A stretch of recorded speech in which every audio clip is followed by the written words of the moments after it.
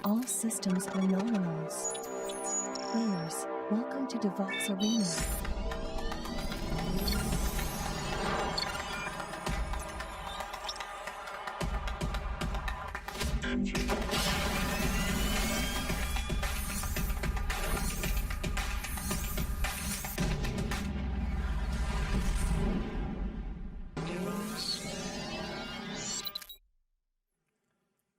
Bonjour à tous, merci beaucoup d'être là. On est très content d'être là aujourd'hui pour vous présenter un sujet sur le thème de la sécurité, qui est la fin des mots de passe partagés avec Vault et Boundary. Donc déjà, est-ce que certains d'entre vous ont déjà pu tester les outils Vault et Boundary à main levée? Ok, bon, ben, on espère quand même vous apprendre des choses aujourd'hui. Donc pour commencer, je vais nous présenter rapidement. Je m'appelle Clément et je suis avec Joséphine aujourd'hui. Bonjour. On est tous les deux SecOps à Paddock Security. Donc Paddock, qu'est-ce que c'est? C'est une société qui recense 80 experts du cloud. Donc on fait surtout du DevOps et du cloud. Et globalement, ça va être des missions de construction d'infrastructures ou bien de l'infogérance. Et au sein de Paddock, il y a une branche cybersécurité, donc Paddock Security, où là on va faire surtout des pentests applicatifs, des missions d'audit d'infrastructure ou bien des missions de sécurisation des infras. Donc rapidement, je vais vous présenter un petit peu le problème qu'on a pu rencontrer, donc, qui nous a amené ici, qui est en fait pourquoi les secrets partagés peuvent poser des problèmes de sécurité.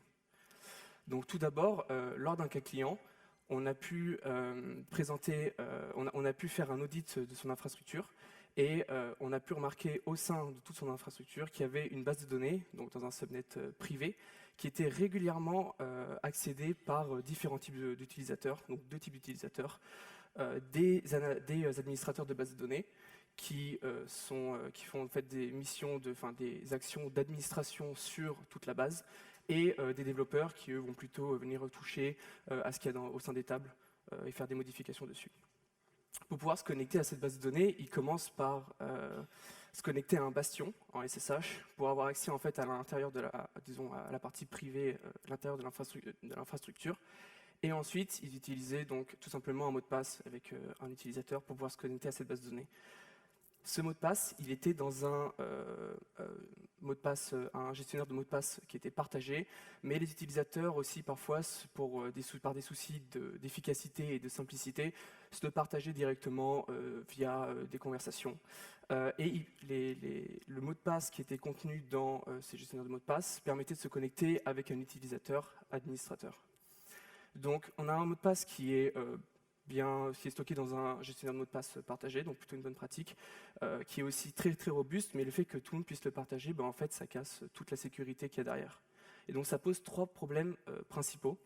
Tout d'abord, on a un risque de fuite du secret, puisque comme tout le monde se l'échange ou se le passe via, par exemple, des conversations Slack, Notion ou bien des notes, en fait, il est stocké un petit peu n'importe où, ce qui augmente son risque de fuite et donc la compromission du compte. Aussi, comme je l'ai dit tout à l'heure, on a un seul administrateur, donc on a un seul compte, un seul utilisateur qui est un compte administrateur. Donc à partir du moment où n'importe qui peut récupérer le mot de passe, en fait il a accès à un compte d'administrateur et peut faire n'importe quoi sur la base de données. Et enfin, très très important, pas des moindres, il était impossible de pouvoir auditer la base de données et savoir qui avait fait quel type de requête sur les tables ou alors avait modifié justement les schémas de la base de données. Donc une fois qu'on avait constaté ce problème, le client nous a contacté donc, pour sécuriser la stack d'authentification à la base de données. Et la première chose qu'on a faite, ça a été de déterminer une solution d'authentification cible, donc le résultat qu'on voulait atteindre après la sécurisation. On avait trois critères principaux. D'abord, il fallait que chaque utilisateur humain, dev ou DBA, se connecte à la base de données avec un compte qui soit personnel, par rapport à avant où en fait ils utilisaient tous le même compte utilisateur. Donc c'est problématique pour les raisons qu'on vient d'expliquer, à savoir, en fait on ne peut pas auditer la base s'il y a un seul compte qui effectue toutes les actions dessus, on ne sait pas qui a fait quoi. Ensuite, on voulait que ces comptes respectent le principe du moindre privilège. Donc un DBA qui se connecte à la base de données doit se connecter avec un rôle DBA qui a été configuré sur la base. Un dev doit se connecter avec un rôle dev qui a des droits qui sont plus limités. Donc ça, il va falloir trouver une solution qui permette de faire ça facilement. Et le troisième critère, pour vraiment être au top de la sécurité, on s'est dit qu'on voulait des mots de passe qui soient temporaires. Pourquoi? Parce qu'en fait, si un mot de passe fuite et que vous ne détectez pas qu'il y a un attaquant sur votre base de données, il va avoir accès à votre base de données de manière globalement illimitée si vous ne changez jamais le mot de passe. Donc on s'était dit que plus la durée de vie des mots de passe était courte, mieux c'était. Donc on visait une durée de, par exemple, tous les 24 heures, les mots de passe des utilisateurs vont changer. Mais il faut faire en sorte que ce ne soit pas painful pour les utilisateurs, évidemment, parce qu'il ne faut pas que ce soit infâme pour eux. Donc à partir de là, on avait besoin de trouver des outils qui nous permettaient de mettre en place cette solution. Pour ça, on a repéré deux outils de la suite HashiCorp, qui sont Vault et Boundary, qu'on va vous présenter tout au cours de cette présentation. Pour vous expliquer dans un premier temps rapidement qu'est-ce que font ces deux outils, pourquoi on les combine. Dans un premier temps, on a Vault. Vault, c'est un outil qui permet de faire de la gestion de secrets, et notamment ce qui nous intéresse, c'est qu'il nous permet d'utiliser des secrets qui sont dynamiques. Donc on va pouvoir avoir des secrets des comptes utilisateurs sur notre base de données qui vont se créer à la volée. À partir de là, c'est bien si on a juste Vault, ça permet d'avoir des comptes utilisateurs qui sont générés, mais tout seul, c'est pas très pratique pour les utilisateurs. Pourquoi? Parce que là, actuellement, ils se connectent en SSH au bastion, puis à la base de données, et si on met Vault, ils vont devoir aller sur Vault, demander des identifiants temporaires, se connecter en SSH, utiliser les identifiants. Donc en fait, on rajoute des étapes dans leur process de connexion et c'est pas très sympa pour eux en termes de DevX. Donc c'est pour ça qu'on ajoute ce deuxième outil qui est Boundary, qui va améliorer l'expérience de DevX, et ça, vous allez le comprendre tout de suite dans la suite de la présentation. Donc dans un premier temps, je vais vous présenter Vault et Boundary, donc avec des schémas d'explication rapides de fonctionnement pour que vous puissiez déjà commencer à appréhender les outils. Ensuite, Clément va vous faire une démo d'utilisation, donc vraiment en tant que développeur, qu'est-ce qui se passe une fois qu'on a implémenté ces deux outils, à quoi ressemble l'expérience d'utilisation pour que vous puissiez voir à quel point c'est pratique. Et on finira par une partie configuration technique, donc vraiment rentrer dans les détails techniques de quelles ressources il va falloir créer sur ces deux outils pour atteindre le résultat que Clément vous aura présenté. Alors, on va commencer par Vault. Vault, c'est quoi? Comme on vient de le dire, c'est un outil qui permet de gérer des secrets. Sur Vault, vous allez pouvoir stocker des secrets et vous allez aussi pouvoir générer dynamiquement des secrets, et c'est ça qui nous intéresse vraiment. Comment ça fonctionne? Vous configurez sur Vault des comptes utilisateurs, donc des développeurs, des DBA, avec des permissions qui sont différentes. Vos utilisateurs vont se connecter à Vault, vont demander des identifiants pour se connecter à la base de données, et derrière, Vault a les droits, en fait, Vault a un compte utilisateur sur la base de données qui lui donne uniquement la permission de créer des utilisateurs. Et donc Vault va pouvoir créer des utilisateurs à la volée qui auront une durée de vie que vous aurez configurée et les renvoyer à vos utilisateurs qui vont pouvoir les utiliser. Donc ça, c'est super, mais comme on vient de le dire, ça rajoute une étape dans l'expérience de vos utilisateurs. Et c'est pour ça qu'on introduit Boundary, qui est aussi un outil d'HashiCorp, qui permet à des utilisateurs d'accéder à des ressources à distance. Donc c'est vraiment un outil qui va faire de la remote session. Vos utilisateurs vont dire bonjour, j'aimerais accéder à ma base de données Postgres pour faire des actions de Postgres. Et Boundary va ouvrir un tunnel avec vos utilisateurs qui ont uniquement à faire une commande pour ça, et donc c'est beaucoup mieux pour eux.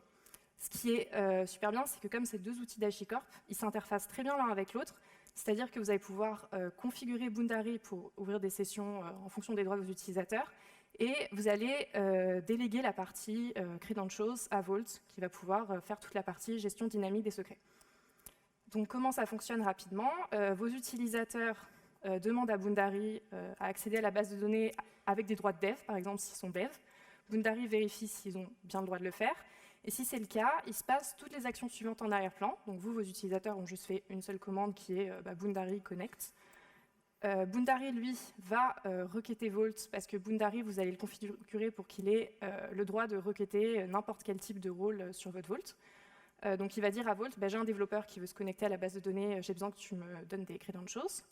Vault, comme tout à l'heure, crée le compte temporaire. Et hop, il y a une remote session qui s'ouvre entre votre utilisateur et votre base de données, alors que vos utilisateurs n'ont fait qu'une étape. Donc en plus, on s'abstrait totalement de la partie « je me connecte à un bastion puis à une base de données », parce que là, vous n'avez plus qu'une seule étape, et vos utilisateurs n'ont pas du tout connaissance en fait, du secret. Enfin, ils peuvent le récupérer évidemment en faisant des commandes particulières, mais ils n'ont pas besoin de le connaître en réalité. Donc en fait, vous avez obtenu une solution où chaque personne peut se connecter aux ressources auxquelles il a besoin, sans avoir besoin de connaître des secrets, de se les partager, etc. etc. Donc maintenant, Clément va vous faire une petite partie démo. Donc pour la démonstration, on va utiliser directement la CLI Boundary pour pouvoir s'authentifier, lister l'ensemble des ressources vers lesquelles on peut se connecter et ensuite se connecter directement à cette ressource. Donc pour ça, je commence par lancer la commande Boundary Authenticate. Donc ici, hop. Ah, j'ai pas mis le bon mot de passe. Top. C'est l'effet démo. Ok, c'est bon. Donc une fois qu'on s'authentifie, donc évidemment j'ai toutes les informations sur mon compte. Là j'ai utilisé la méthode password, mais en fait on peut très bien plugger Boundary directement à un OIDC. Une fois que, ah oui, aussi sur les commandes, important, donc là on met juste Boundary Authenticate Password. On passe pas d'autres paramètres qu'on peut passer d'habitude, comme l'adresse vers laquelle on souhaite se connecter à Boundary, enfin l'adresse distante de Boundary, ou bien par exemple le nom d'utilisateur, parce qu'on a mis, comme pour un cas d'usage réel, toutes les variables en variables d'environnement que Boundary connaît directement. Donc une fois que j'ai pu m'authentifier, je peux lister l'ensemble des targets. Donc qu'est-ce que c'est une target? En quelques mots, c'est une ressource vers laquelle on peut créer une session. Il va nous créer une session, mais avec un rôle spécifique. Donc typiquement ici, je me suis connecté en tant que développeur. Bon, j'ai oublié de le préciser au début. Mais c'est pour ça que ici, je peux me connecter à une target qui s'appelle database dev. Donc database dev, c'est tout simplement database pour ma base de données qui est Postgre, vers laquelle on souhaite se connecter. Et dev, pour spécifique, en fait, c'est pour se connecter avec le rôle de développeur. Donc une fois que j'ai listé l'ensemble de mes targets, je peux tout simplement faire un Boundary Connect Postgre. Donc j'indique Postgre pour indiquer l'engin vers lequel je souhaite me connecter, avec le nom de la target qui est database dev. Merci. Donc une fois que je suis connecté, voilà, donc ça m'a ouvert directement une session auprès de l'engin Postgre. Je peux lister la table des utilisateurs. Et on peut voir qu'ici, il m'a, bon, c'est un peu trop zoomé, mais globalement, j'avais deux colonnes, une pour le nom de l'utilisateur et une autre pour la validité, le temps de validité de l'utilisateur. Et donc, j'ai bien, en fait, mon nouveau utilisateur qui a été ajouté à Postgre avec une durée de validité de 24 heures. Aussi, en tant qu'utilisateur, on peut rapidement vérifier que je ne peux pas faire justement des opérations d'administrateur comme créer des schémas. Et là, je me prends bien un permission denied. Si on regarde rapidement auprès de Vault, donc là, je suis connecté directement, je ne sais pas si on voit très bien, mais à l'interface utilisateur de Vault pour pouvoir configurer, récupérer des credentials, etc. Là, je me suis connecté un peu du point de vue de Boundary, c'est-à-dire, je viens vous montrer comment est-ce que lui va chercher directement le secret en fait au sein de Vault. Donc on a un ensemble de secret engine, et donc on va directement aller sur le secret engine Postgre, puisque c'est celui qui nous intéresse. Et en fait, on a Boundary qui vient ici demander d'obtenir des credentials qui sont spécifiques à un rôle. Donc là, typiquement, c'était pour le rôle de dev. Et quand je récupère les credentials, là, il me génère directement en fait l'ensemble, du coup, un mot de passe et un user qui sont temporaires et qui ont une durée de validité de un jour, pardon. Voilà pour la démo. Maintenant, je vais laisser Joséphine vous présenter un petit peu comment est-ce qu'on configure tout ça. Oui, merci. Alors, pour la configuration, je vais un peu vous expliquer quelles sont les ressources que vous allez devoir configurer sur Vault et Boundary pour atteindre le résultat que Clément vous a présenté. À savoir que je vais vous présenter ça via des schémas et avec l'interface graphique pour que ce soit plus simple à appréhender, comme ça vous verrez les ressources en interface graphique. Mais toute la configuration, elle a été faite en IAC avec Terraform. Donc en fait, c'est totalement automatisable. Vous allez pouvoir configurer les méthodes d'authentification et toutes les ressources que je vais présenter de manière automatique. Donc vous n'aurez rien à faire en clic-clic en interface, c'est beaucoup plus pratique. Déjà, si on commence par Vault. Sur Vault, ça va être assez court. Vous avez une ressource à configurer qui est quelque chose qu'on appelle un Secrets Engine. Le Secrets Engine, c'est la chose sur laquelle Clément est allé tout à l'heure. Donc là, on avait une liste de Secrets Engine. Et ça représente quoi? Ça représente typiquement un espace dans lequel vous allez pouvoir stocker ou générer de manière dynamique des secrets. Et un Secrets Engine, ça peut être quelque chose que vous avez plugué à un service. Donc ici, notre Postgres. Donc là, on a notre Secrets Engine Postgres. Et qu'est-ce qu'on va configurer dans un Secrets Engine? Deux choses. D'abord, une connexion. Donc il va falloir connecter le Secrets Engine à votre service, dans notre cas, qui est notre base de données avec un rôle qui a le droit de créer des utilisateurs. Et ensuite, vous allez devoir configurer vos différents rôles dynamiques. Donc ici, on avait dev et DBA. À quoi ça ressemble? Donc là, dans l'interface graphique, on voit bien cette partie connexion dont on vient de discuter, Postgres, où si je rentre là-dedans et que je zoome, on a l'URL de ma Postgres avec le nom d'utilisateur Vault, donc on se connecte bien avec l'utilisateur Vault. Et la partie la plus intéressante, ça va être la partie rôle. On voit qu'on a des rôles qui sont de type dynamique. Qu'est-ce que ça veut dire un rôle dynamique? En fait, c'est pas compliqué. Un rôle dynamique, c'est quelque chose qui est défini par un creation statement, qui est une commande qui va être exécutée par Vault sur la base de données quand vous demandez un utilisateur temporaire. Donc, par exemple, quand Clément tout à l'heure disait j'ai besoin de me connecter en tant que dev, Boundary requête Vault, et Vault, lui, il va aller exécuter cette commande sur la base de données, qui est en fait juste une commande qui va créer un utilisateur avec un nom dynamique, un mot de passe dynamique, une durée d'expiration qu'on a configurée à 1 jour, et derrière, il va lui donner des permissions. Donc en Postgres, c'est grants_dev, parce qu'on a un rôle qui s'appelle dev sur la base de données, donc on lui donne ces permissions-là. La deuxième chose à configurer, c'est pareil, mais dans l'autre sens. Qu'est-ce qui se passe quand on arrive à la fin de notre durée de vie? C'est le revocation statements, donc quelle est la commande qui est exécutée par Vault pour aller bien effacer l'utilisateur temporaire. Donc là, c'est une commande Postgres pour effacer un utilisateur. Si je vais sur le rôle DBA, ce sera exactement la même chose, sauf qu'on donne des droits différents qui sont les droits DBA. Donc ça, c'est côté Vault.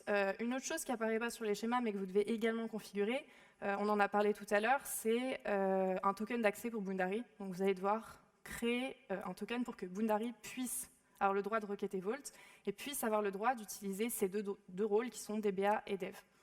Une fois que vous avez fait ça côté Vault, on va pouvoir passer à la partie Boundary. Donc là, on a un peu plus de choses à configurer, mais c'est, encore une fois, pas trop complexe. On commence par ce qu'on appelle une target. Donc une target, vous l'avez vu tout à l'heure quand Clément faisait les commandes target list, il voyait quelque chose qui s'appelait database dev, et on a dit que c'était un service vers lequel on allait pouvoir se connecter. En fait, côté Boundary, vraiment dans la configuration de la ressource, une target, c'est défini par deux choses. C'est défini d'abord par un host, évidemment. Donc votre host, ça va être le service auquel vous vous connectez, la base de données. Et ensuite, ça va être défini, vous pouvez configurer, si vous le souhaitez, des brokered credentials. Des brokered credentials, c'est quoi? Ça va être la gestion de comment je me connecte au service auquel je veux accéder. Là, il y a plein de choses qui apparaissent sur le schéma, mais finalement, ce n'est pas si complexe.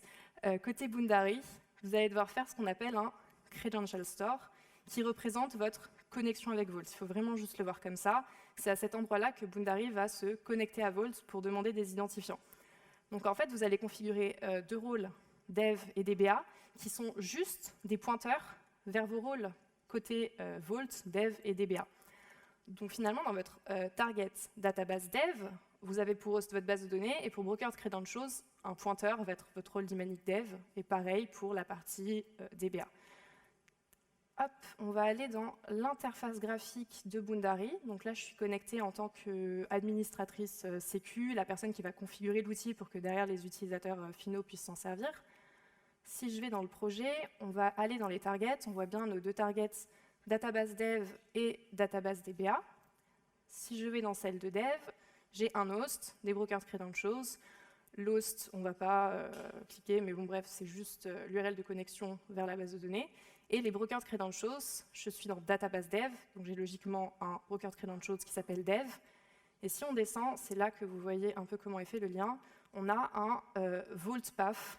C'est vraiment le chemin dans Vault qui caractérise le rôle dynamique, donc Postgres, Creds, le rôle dynamique de dev.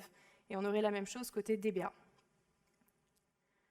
La dernière chose à configurer côté Boundary, ça va être vos utilisateurs et comment vous allez faire pour faire en sorte que vos devs puissent uniquement utiliser la target de dev et vos DBA, la target de DBA. La gestion des utilisateurs sur Boundary, elle est assez classique. Vous avez des rôles, des groupes et des users. Donc la première chose que vous allez devoir faire, c'est créer des rôles. Je vais remonter ici, vous voyez user, groupe et rôle. Vos rôles, ça va être dev et DBA, et la seule chose qui les différencie, c'est les permissions que vous leur donnez. Donc vous avez une autorisation qui s'appelle Authorize Session, et vous allez leur donner accès à une target ou à l'autre. Donc ça, c'est uniquement l'ID de ma target. Ensuite, vous créez des groupes, DBA, dev, on a aussi un groupe admin qui nous a servi. Et dans vos groupes, vous mettez des membres en donnant ensuite les bons droits à chaque groupe pour accéder au bon rôle. Donc ça, c'est tout pour la partie configuration. Donc si on récapitule, vous avez le Secrets Engine côté Vault, qu'on voit ici, l'autoken pour interconnecter les deux, vos targets, votre credential store, et puis en dernier, vos utilisateurs. Et tout ça, finalement, en Terraform, c'est pas il faut appréhender les outils, mais en Terraform, ça devient très rapide à configurer. On va juste revenir sur un dernier point qui est l'auditabilité. Donc Clément vous a parlé au début pour vous dire que le problème c'était que avec votre compte admin partagé, il y avait un seul utilisateur qui faisait des requêtes et que c'était pas très pratique. Là, vous pouvez aussi vous dire que les utilisateurs qui font des requêtes, ils ont des noms d'administration random générés dynamiquement. Donc on ne va pas savoir non plus qui a fait quoi puisque ça ne caractérise pas les gens. Mais pour ça, côté Boundary, on a ce qu'on appelle des sessions qui vont vous permettre d'auditer. Donc là, vous voyez par exemple une session qui est ouverte, qui est celle que Clément a ouverte tout à l'heure. C'est pas très pratique parce qu'on a un user ID, on n'a pas directement son nom d'utilisateur, mais on peut très vite remonter à son identité. Et ce qui est pratique, c'est que si jamais vous voyez des actions malicieuses dans une session, vous pouvez la cancel. Donc vous coupez l'accès à la session, les identifiants sont coupés. Si je retourne là et que j'essaye de faire une action, j'ai perdu la connexion à la base de données. À savoir que la fonctionnalité de session, on va parler de pricing après, mais alors, elle est uniquement disponible sur la version Enterprise de Boundary. À savoir que nous, là, c'est la version gratuite. On ne sait pas vraiment l'expliquer, on va être tout à fait honnête. On a uniquement accès aux sessions qui ont tourné dans la dernière heure, on n'a pas tout l'historique. Si vous voulez conserver un historique total avec les logs de toutes les sessions, pour avoir un maximum d'auditabilité, il faudra utiliser la version entreprise de Boundary. Voilà, pour conclure, on a bien répondu à notre problématique initiale. On a plus d'auditabilité, on n'a plus de secrets partagés, on a du list privilège avec cette solution. Et pour conclure, je vais laisser Clément finir par vraiment les détails techniques de comment déployer tout ça. Merci. Donc sur les détails techniques, globalement on a déployé Boundary et Vault dans un cluster Kubernetes et surtout toute la configuration de ces deux outils Boundary et Vault ont été faites entièrement en Terraform. Voilà à peu près tout pour les détails. Et au niveau du pricing, donc la version qu'on vous a présentée, c'est la version, c'est la Community Edition, pardon. Donc c'est une version qui est entièrement gratuite. Si vous payez donc la licence, si vous accédez à la licence entreprise, vous avez des fonctionnalités en plus, comme notamment, comme a dit Joséphine, l'historique des Boundary Sessions. Et sur Vault, vous avez aussi par exemple du recovery. Disaster recovery, mais qui n'est pas vraiment utile dans notre cas, vu qu'on utilise seulement des secrets dynamiques qui expirent au bout de quelques heures ou un jour ou un petit peu plus, ça ne va pas être très grave. En revanche, avec point important, c'est avec la licence entreprise, vous avez accès à un support de HashiCorp auquel vous pouvez poser des questions en cas de questions sur l'utilisation ou déploiement des ressources. Voilà, donc merci beaucoup de votre attention. J'espère que ça vous a plu, on espère que ça vous a plu. Si vous voulez réutiliser, accéder à la codebase qu'on a utilisée pour déployer Spock, vous avez juste à scanner ce QR code. Et si vous avez des questions, surtout n'hésitez pas. Merci beaucoup.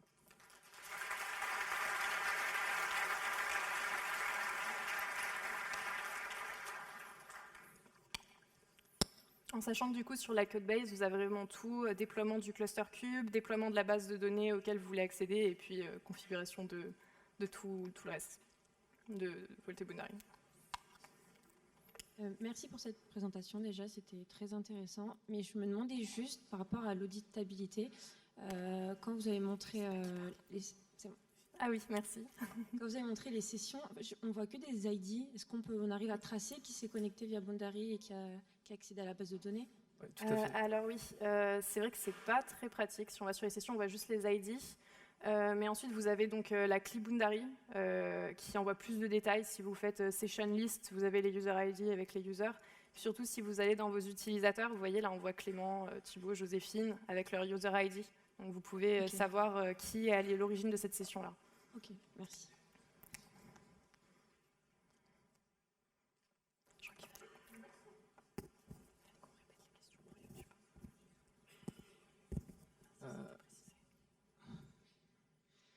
Merci pour la présentation, c'était très intéressant. Moi j'ai une question par rapport à l'utilisation. Vous avez montré un exemple d'utilisation donc en ligne de commande. Est-ce qu'il y a une intégration avec des IDE connus comme je sais pas, des Beaver ou IntelliJ quand on veut se connecter à la base de données à travers Boundary? Bonne question. Je crois pas. Il y a la ligne de commande et puis... Si. Ah ok, oui, bah alors quelqu'un dit oui. Ça, on n'a pas pu l'utiliser. Sur l'interface graphique, en tout cas, on ne peut pas y initier les sessions. Vous pouvez juste récupérer les target ID, mais ok. Merci pour la présentation, c'était très intéressant aussi. Moi j'avais une question par rapport à ça aussi. En tant que développeur par exemple, est-ce que c'est possible de passer avec une chaîne de connexion par exemple pour pouvoir se connecter à la base? Par exemple là on passe un SSH, mais quand on est en développement, d'habitude on utilise une chaîne de connexion et si les mots de passe étaient partagés avant avec les utilisateurs, est-ce qu'il y avait ces cas d'utilisation dans ce que vous avez fait? Quand vous dites, comment vous faites exactement? Excusez-moi, j'ai pas trop compris pour. Là, par exemple, j'ai mon projet je sais pas, en Java et je vais me connecter à la base. J'utilise une chaîne de connexion avec l'ORM que j'utilise par exemple. Du coup, l'ORM peut se connecter à la base et exécuter du code SQL. Oui, en effet. Alors, à ma connaissance, non, c'est vraiment dédié aux utilisateurs humains qui ont besoin d'effectuer des actions à la main. En tout cas, j'avais regardé ça il y a 6 mois. Peut-être que ça a changé depuis. Il y a 6 mois, j'avais en effet étudié ce cas-là et on n'avait pas trouvé comment c'était possible. Vous allez pouvoir requêter par contre des identifiants temporaires auprès de Vault pour les utiliser. Ça rajoutera, il faut juste faire des calls API à Vault en fait. Après, l'intégration avec Boundary, elle est vraiment dédiée aux utilisateurs humains qui veulent ouvrir des tunnels. Ok, merci.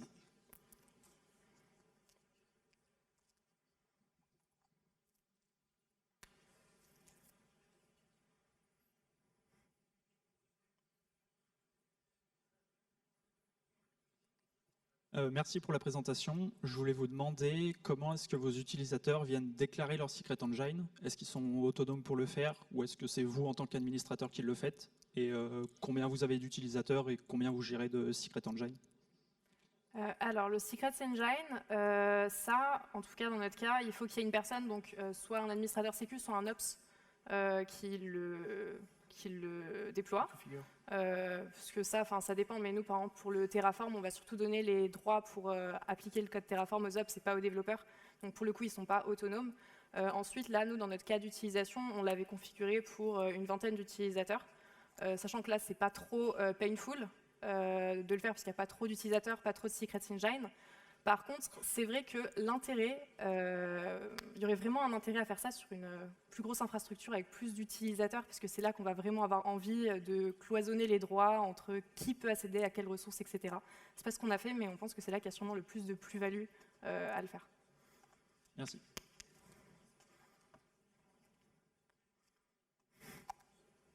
Merci pour la présentation, c'était très intéressant.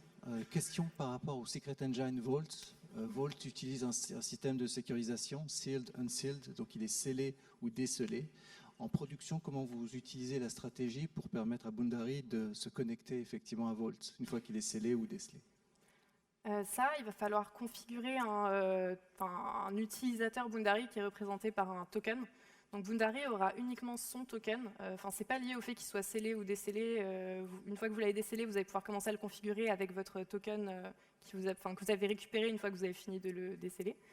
Et ensuite, si je vais dans Vault, on va créer une Boundary qui est propre, une policy qui est propre à une Boundary. Donc une policy Vault, c'est vraiment une des droits qu'on va donner à l'utilisateur. Et là, on a configuré des droits pour que Boundary puisse gérer son token, donc le renew, etc.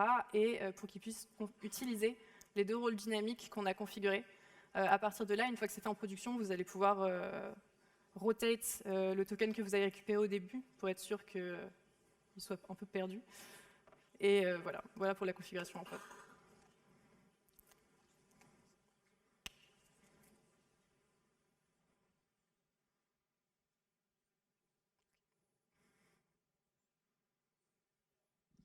Ok.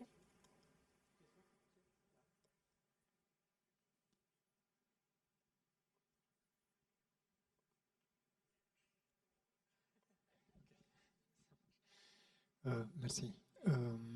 Donc, merci pour le talk. Est-ce qu'il y a des limitations en fait sur les systèmes auxquels on peut se connecter? Bon, vous avez montré une base de données.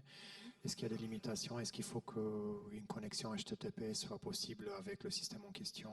Voilà. On peut se connecter à tout, même à des services REST qui seraient des services d'entreprise, par exemple. Alors ça, tu Oui, non, et juste complètement sinon, mais on n'a pas testé non plus à toutes les ressources possibles et inimaginables, mais typiquement, ce serait possible de se connecter directement à une machine virtuelle ou bien un cluster Kubernetes. En fait, ce qu'il faut comprendre, c'est que côté Boundary, nous, ce qu'on a vraiment étudié, c'est la partie un humain se connecte à un service, donc vraiment base de données, VM, un cluster cube aussi.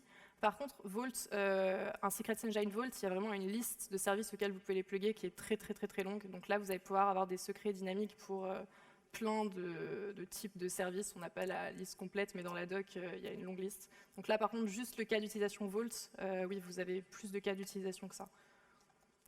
Super, merci. Est-ce qu'il y a encore une question? Très bien, merci. Merci beaucoup. Merci.